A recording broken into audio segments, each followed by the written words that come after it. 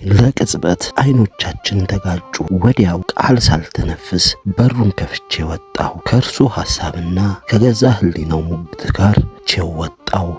ቁጭ ብዬ ብዙ ባወራው በሱ አስተሳሰብ ወደሚፈልገው መስመር ከመጣውለት በኋላ ተፈጥሮ የነበረውን ነገር ሁሉ የሚያስተሰርይለት የአባትና የልጅ ውይይት ብናደርግ ደስ ይለው እንደነበር አያጠያይቅም። በእኔ ውስጥ ግን እንዲህ ያለ ፍቅርና የመንፈስ ዝምድና ከሞተ ቆይቷል። በሐሰት የተገነባ ሽምግልና ነፍሴ አጥብቃ ትጸየፋለች። ስለሆነም ጋብቻን የመሰለ ትልቅና የሚያወያይ አጀንዳ እንደ ልጅ ሳይሆን እንደ ቢሮ ጸሐፊ መረጃ ሰጥቼው ብቻ ወጣው። ከዚህ በኋላ ነገሮች በፍጥነት መከናወን ቀጠሉ። እኔም ሁሉን ነገር አይኔን ጨፍኜ መጋፈጥ ጀመርኩ። ኡመይድ በሀገር ወግ መሰረት ሽማግሌ ላከ። በሽምግልናው ወቅት የሱ ሀብትና ብልጽግና፣ መማርና መመራመር የዞረባቸው ሀገራት ሳይቀሩ ተደሰኮሩ። መለስተኛ ሰርግ የሚመስል የሁለት ጊዜ የሽምግልና ስነ ስርዓት ድግስ በቤታችን ተካሄደ። አባቴ በቀደመውና በአሁኑ የሽምግልና ስነ ስርዓት ላይ ጽንፍ የረገጠ ሁኔታዎችን አሳየ። ያኔ በንዴት አሁን ደግሞ በሳቅ ተርገፈገፈ።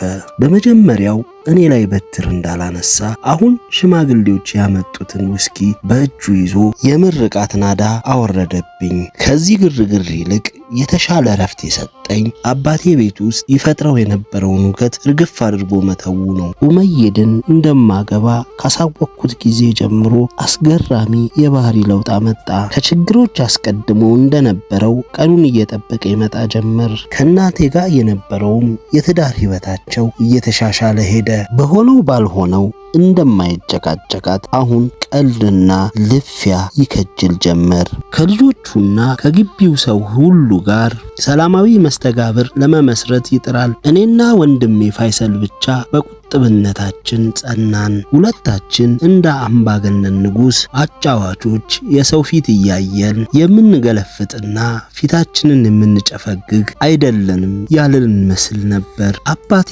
ከሽምግልናው ቀደም ብሎ ባለው ሳምንት ጥቂት ዘመዶቹን፣ 2 ሼኪዮች ከጎረቤት እማማ አጸደን እና አንድ ሌላ አዛውንት በተገኙበት ተፈጥሮ የነበረውን ችግር ሁሉ መቀረፉን የሚገልጽና ቤተሰቡ ይቅርታ የሚጠያየቅበት የቤተሰብ ጉባኤ መሳይ ነገር ጠርቶ ነበር። እርሱ ፋና አውጊ በመሆን በዋናነት እኔን፣ ቀጥሎ እናቴን፣ ከዚያ ፋይሰልን ይቅርታ ጠየቀ። ሁላችንም እንዲሁ ይቅርታ ተጠያየቅን። ነገሩን ሳስተውለው ግን አባቴ ሁኔታውን የተጠቀመበት ባሳየው ጸባይ አቶት የነበረውን ሞገስ መልሶ ለማግኘትና ለማማጸደ በመጨረሻም ያሸነፍኩት እኔ ነኝ የሚል መልእክት ለማስተላለፍ ይመስላል። ከዚህ ሁሉ በኋላ እንኳን የኔና የፋይሰል ልብ ያልተከፈተው ይህንን ሁኔታ በመረዳት ይሆናል እያልኩ አሰብኩ። የሰርጉ ዝግጅት ላይ ስልታዊ የሚመስሉ የትንኮሳ አካሄዶች ይመጡ ጀመር። ምሳሌ የጋብቻ ስርዓት እስላማዊ ለዛ እንዲኖረው፣ አልባሳትና እጀባ